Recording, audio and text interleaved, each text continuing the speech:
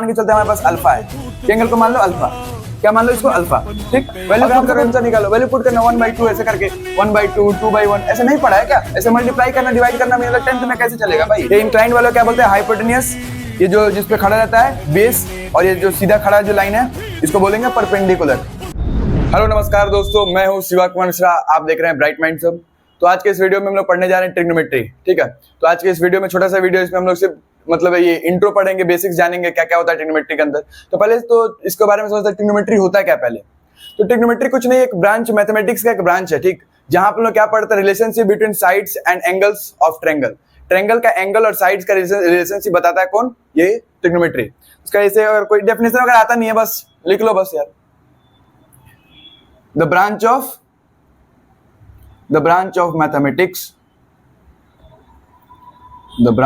of mathematics that gives the relationship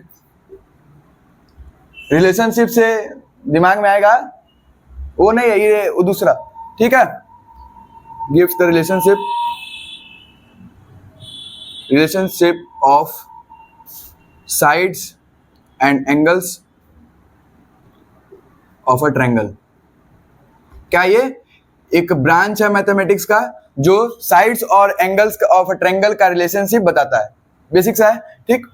अब उसका जानते हैं हम लोग, छोटा क्लास में लोग जैसे होगा हम लोग पाइथागोरस थ्योरम हमने पढ़ा होगा 8th 9th में जो भी है, ठीक है। तो पाइथागोरस थ्योरम में कैसे पढ़ते थे कि ये राइट एंगल ट्रायंगल मान लिया, ठीक, एक राइट एंगल ट्रायंगल हो गया, इसका नाम ए, इसका नाम बी, इसका नाम सी, 90 डिग्री यहाँ पे बन रहा है, ठीक है। तो एक राइट एंगल ट्रायंगल में इसको क्या बोलते हैं, जो इंक्लाइन किया हुआ रहता है इसको बोलते हैं हम लोग हाइपोटेनियस। क्या बोलते हैं? हाइपोटेनियस। हिपोपोटामस नहीं, हाइपोटेनियस, ध्यान रखिएगा, ठीक है। नीचे वाले को क्या बोलते हैं, जिसपे खड़ा रहता है ये, इसको बोलते हैं बेस, ठीक। इसको बोलते हैं क्या? इसको बोलते हैं परपेंडिकुलर। क्या बोलते हैं? परपेंडिकुलर। ये इंक्लाइंड वाला क्या बोलते हैं? हाइपोटेनियस। ये जो जिसपे खड़ा रहता है बेस, और ये जो सीधा खड़ा जो लाइन है इसको बोलेंगे परपेंडिकुलर, ठीक। अब मुझसे कोई पूछे भैया हाइपोटेनियस है क्या? तो हाइपोटेनियस क्या कौन सा साइड है? एसी, एसी है ना हाइपोटेनियस, एसी है मेरा ना हाइपोटेनियस, ठीक है। और हमारा ये जो बीसी है, बीसी क्या है? बीसी हमारा बेस है, ठीक। और ये जो सीधा खड़ा जो है एबी, ये हमारा है परपेंडिकुलर। इस ट्रायंगल के लिए एबी से हमेशा ये नहीं कि एसी जहां होगा वो हाइपोटेनियस मान लेंगे, इस ट्रायंगल के लिए जैसे नेमिंग किया उसके हिसाब से, ठीक है। एबी क्या हमारा? परपेंडिकुलर, ठीक है, ठीक, क्लियर है इतना। अपने पाइथागोरस थ्योरम में क्या पढ़ा था कि जो हाइपोटेनियस होता है एसी, उसका स्क्वायर किसके बराबर होता है? उसका स्क्वायर ये बीसी और एबी परपेंडिकुलर और बेस का स्क्वायर के सम के बराबर होता है। बीसी का स्क्वायर प्लस एबी का स्क्वायर इसी के बराबर होता है ना, बेस प्लस परपेंडिकुलर का सम का स्क्वायर। स्क्वायर का सम मतलब ये जो परपेंडिकुलर और बेस है उन दोनों का स्क्वायर करो और दोनों का सम कर दो तो क्या निकल के आ जाएगा हमारे पास? हाइपोटेनियस आ जाएगा। ऐसे ये हाइपोटेनियस का स्क्वायर आ जाएगा। अगर वही एसी को अगर अकेला करें तो ये स्क्वायर क्या हो जाएगा? यहाँ पे अंडर रूट के अंदर चला जाएगा, है कि नहीं, ठीक। यहां से हम लोग कोई साइड को पता कर सकते हैं, एसी को पता कर सकते हैं, हाइपोटेनियस मान लो ये दोनों साइड दिया हुआ है, हमारे पास हाइपोटेनियस अगर नहीं है तो क्या करेंगे? ये परपेंडिकुलर का स्क्वायर प्लस बेस का स्क्वायर का अंडर रूट कर देंगे, हमारे पास हाइपोटेनियस आ जाएगा।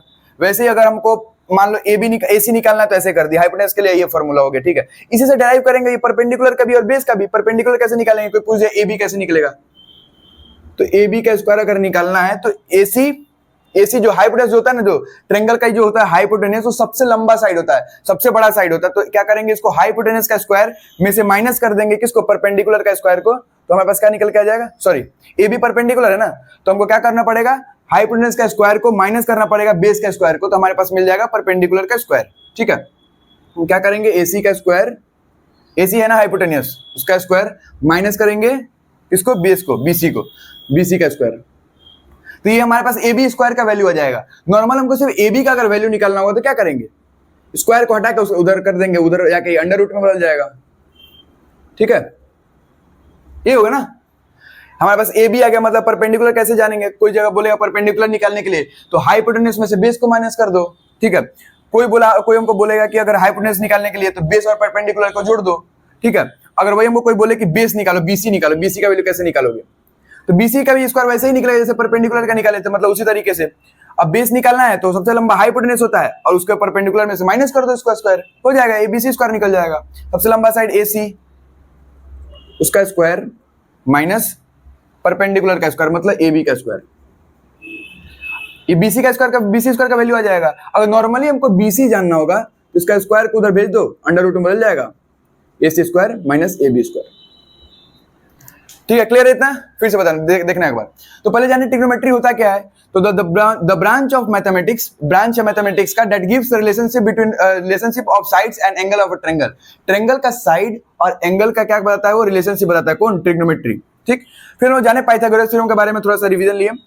क्या होता है, राइट एंगल ट्रायंगल एक जो होता है वो जो इसका जिस पे खड़ा रहता है उसको बोलते हैं बेस, सबसे लंबा साइड को बोलते हैं हाइपोटेनियस, और जो सीधा जो 90 डिग्री पर खड़ा रहता है उसको बोलते हैं परपेंडिकुलर। ठीक है, फिर हम जाने साइड का वैल्यू कैसे कैसे निकालते हैं। जो एसी है सबसे लंबा साइड उसको बोलते हैं हाइपोटेनियस, बीसी जो नीचे है उसको बोलते हैं बेस, ये जो खड़ा हुआ है उसको बोलते हैं एबी जो है परपेंडिकुलर हो गया। पाइथागोरस थ्योरम क्या होता है कि एसी का स्क्वायर इक्वल्स टू मतलब सबसे लंबा साइड का स्क्वायर इक्वल्स टू ये दो बाकी दो साइड का स्क्वायर का सम, मतलब एबी का स्क्वायर प्लस बीसी का स्क्वायर। वही लिखा है यहाँ पे, एबी का स्क्वायर प्लस बीसी का स्क्वायर। यहाँ सबको हाइपोटेनस का स्क्वायर मिल जाएगा। नॉर्मली सिर्फ हाइपोटेनस जानना होगा तो क्या करेंगे, अंडर रूट लगा के उसका स्क्वायर जो स्क्वायर है उसको उधर भेज देंगे, वही बाकी सब चीज सेम रहेगा, स्क्वायर उधर जाके अंडर रूट के अंदर बदल जाएगा। क्लियर है? फिर वैसे हाइपोटेनस वैसे निकाल लिए। फिर हमको कोई पूछा एबी मतलब परपेंडिकुलर कैसे निकालोगे, तो परपेंडिकुलर निकालने के सबसे बड़ा साइड कौन है, हाइपोटेनियस में से बचा हुआ कौन सा है, बेस, उसको माइनस कर दो, आ जाएगा उसका स्क्वायर, स्क्वायर को उधर कर दो, रूट में बदल जाएगा, नॉर्मली वैल्यू आ जाएगा। ठीक है, वैसे बीसी को पूछे बेस कैसे निकालो, तो हाइपोटेनस सबसे लंबा साइड है उसमें से परपेंडिकुलर को माइनस कर दो इसका स्क्वायर को, स्क्वायर को उधर भेज दो, अंडर रूट के अंदर चेंज हो जाएगा। क्लियर है पूरा? इतना फटाफट से नोट करो, कोई डाउट वगैरह है तो बताओ, मिटा दे।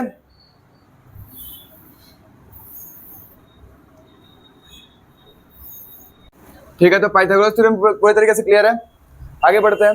आगे बढ़ने से पहले सोचो, छोटे छोटे थे 8 में 9th में तो लगता था कि साइन कॉस टेन के बारे में पढ़ना होगा, बड़े बड़े भैया लोग जो पढ़ते हैं। ठीक है, तो आज पढ़ेंगे उसको अच्छे तरीके से समझते हैं, साइन कॉस टेन क्या क्या जो है देखते तो क्या क्या होता है क्या नहीं। ठीक है, साइन कॉस टेन कोसेक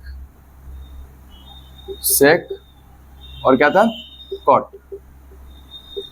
ये 6 के बारे में पढ़ना है। ठीक है, अब साइन जो होता है याद रखना, साइन जो होता है क्या होता है, ये कोसेक का उल्टा होता है।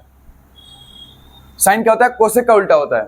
ठीक, जो कॉस होता है वो सेक का उल्टा होता है।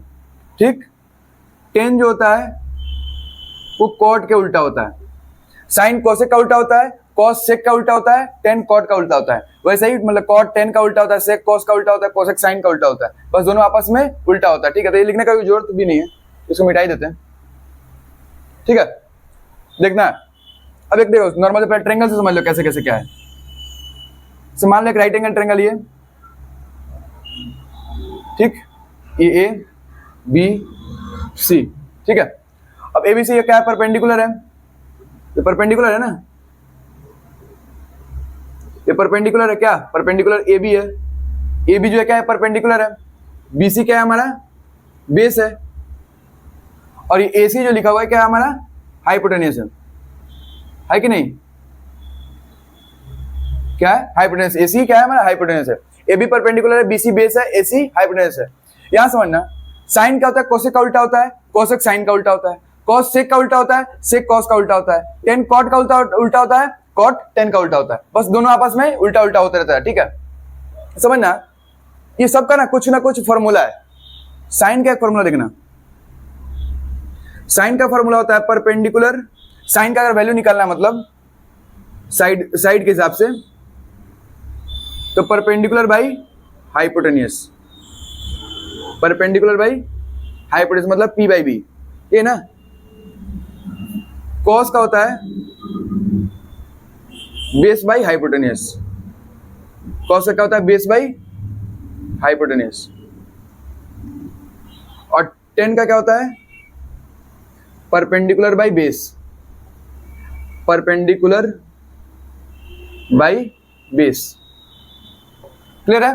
साइन का क्या होता है, परपेंडिकुलर बाई हाइपोटेनियस, कॉस का क्या होता है, बेस बाई हाइपोटेनियस, टेन का क्या होता है, परपेंडिकुलर बाई बेस। ठीक है, जैसे देखो बेस लिखा हुआ है मतलब बी बाई एच हो गया यहाँ पे कॉस का, टेन का क्या होगा पी बाई बी, ठीक है। साइन का हो गया पी बाई एच, कॉस का बी बाई एच, टेन का पी बाई बी। अब देखना साइन का उल्टा क्या होता है कोसेक, कॉस का उल्टा होता है सेक, टेन का उल्टा होता है कॉट। तो फॉर्मूला में भी उसका उल्टा कर देंगे, फॉर्मूला में भी ये पी बाई एच होता है, साइन का पी बाई एच, तो उसका उल्टा कॉसेक होता है, तो कॉसेक का उसका फॉर्मूला पलट देंगे, एच बाई पी कर देंगे। कैसे देखो साइन का उल्टा क्या होता है कोसेक, तो जब साइन का पी बाई एच तो कोसेक उसका उल्टा होता है, मतलब ये भी उल्टा हो जाएगा एच बाई पी। कॉस का उल्टा क्या होता है सेक, तो कॉस का जब फॉर्मूला बी बाई एच है तो क्या हो जाएगा सेक का एच बाई बी, ठीक है। फिर टेन का देखते हैं, टेन में जब पी बाई बी होता है टेन का उल्टा क्या होता है कॉट, तो कॉट का क्या हो जाएगा बी बाई पी, ठीक है। कोई डाउट? साइन होता है परपेंडिकुलर बाई हाइपोटेन्यूस मतलब पी बाई एच, उसका उल्टा कोसेक होता है तो पी बाई एच का उल्टा एच बाई पी। कॉस क्या होता है बी बाई एच, उसका उल्टा सेक होता है, तो इस ये भी फॉर्मूला उल्टा उल्टा हो जाएगा एच बाई बी। टेन क्या होता है पी बाई बी, तो इसका उल्टा क्या कॉट, तो कॉट हो जाएगा बी बाई पी। क्लियर है इतना? अब देखते हैं ऐसे ऐसे, मतलब मान लो कोई साइड दिया हुआ है, दो साइड एच और पी मान लो दिया हुआ है, पूछ दिया साइन का वैल्यू बताओ, साइन का वैल्यू बता ना पी और एच को डिवाइड कर देना, ठीक है। अब चल देखो यहाँ देखना, इन दोनों के बीच में मान के चलते एंगल अल्फा है, अच्छा अल्फा छोड़ो थीटा ले लो, ठीक, थीटा ले लो। एंगल क्या है थीटा।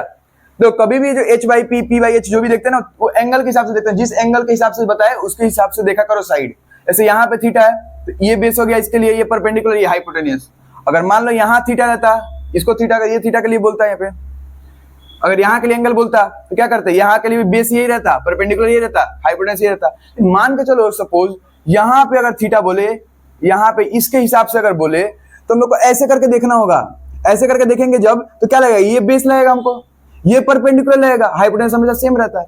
जब ये एंगल बना तो एंगल के हिसाब से देखा, ऐसे करके देखना तो ये लगेगा ना इस पे खड़ा है, तो ये हो गया हमारे लिए बेस उस समय, मतलब ये एंगल के लिए ये हो जाएगा बेस, ये यहाँ पे हो जाएगा परपेंडिकुलर, ये हो जाएगा हाइपोटेन्यूस, ठीक है। तो एंगल के हिसाब से देखते रहना।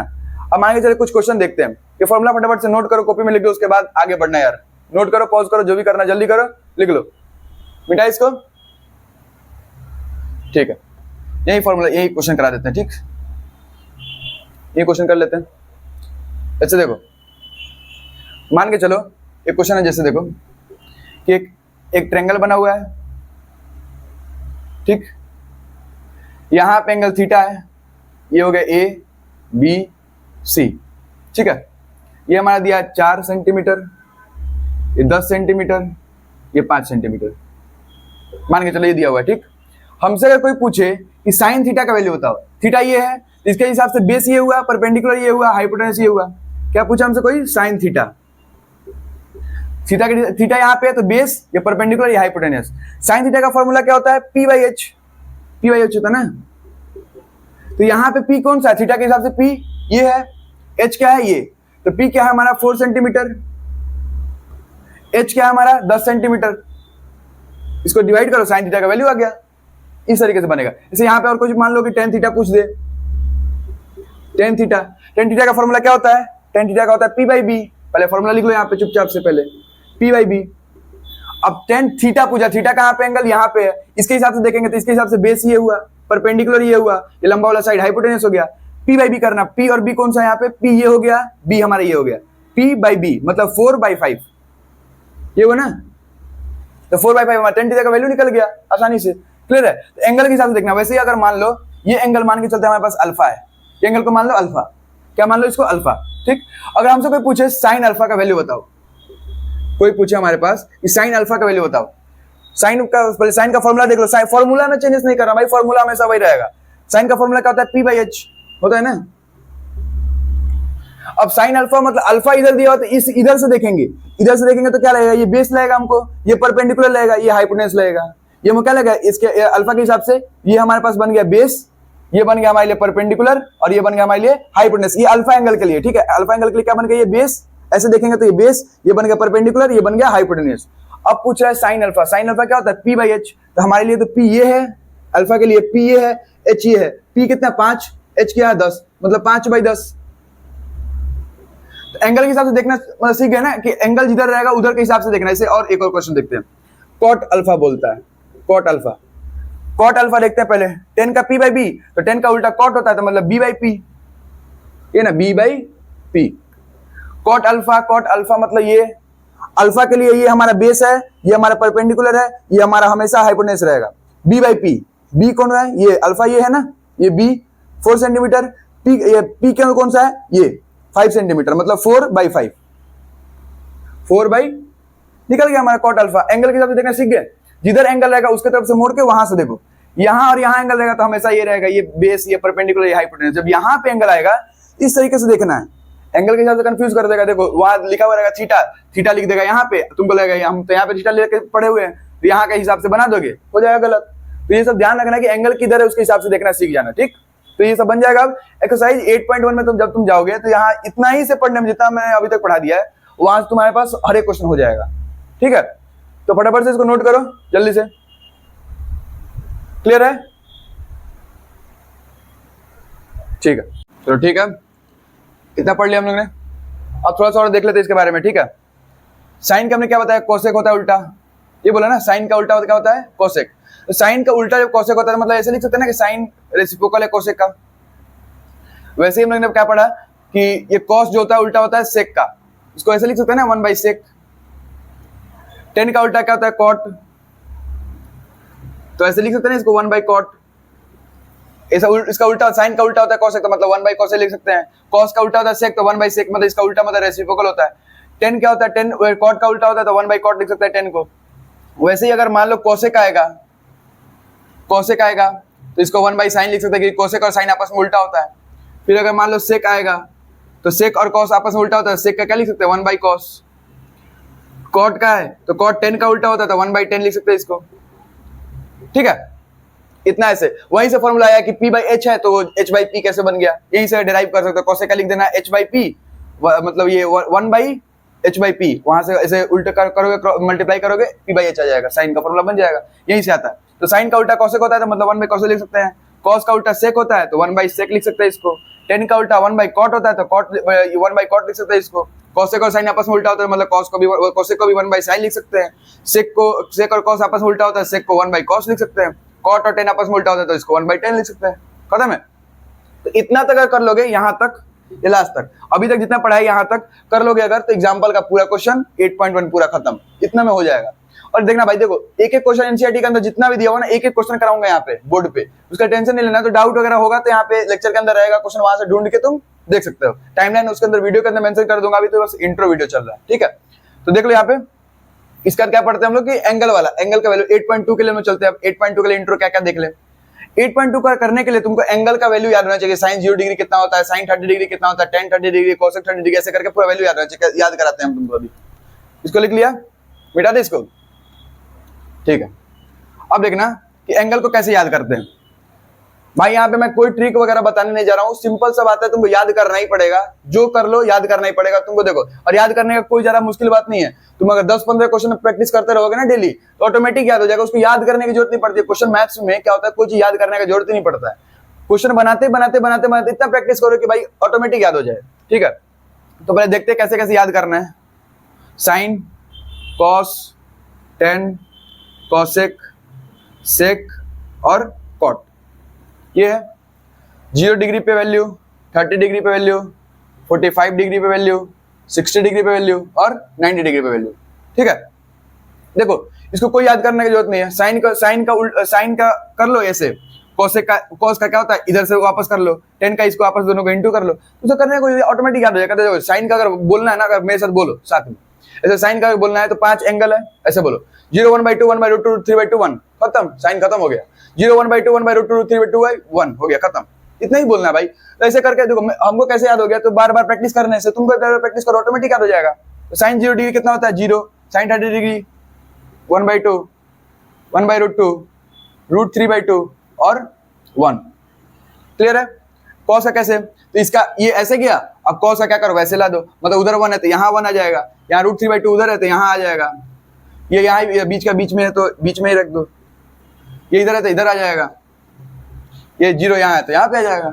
साइन कितना, साइन का याद कर लोगे ऑटोमेटिक कॉस का भी याद हो जाएगा भाई।